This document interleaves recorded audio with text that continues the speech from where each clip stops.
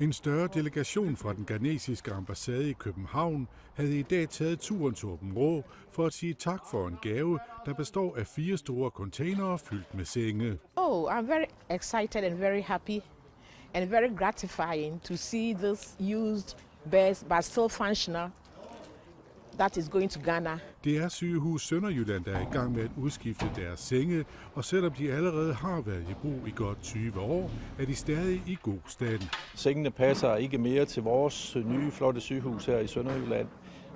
De kan ikke holde til at blive vasket i den automatiske sengevask, vi har på grund af elektronik. I alt 380 senge bliver i den kommende tid sendt videre til Afrika.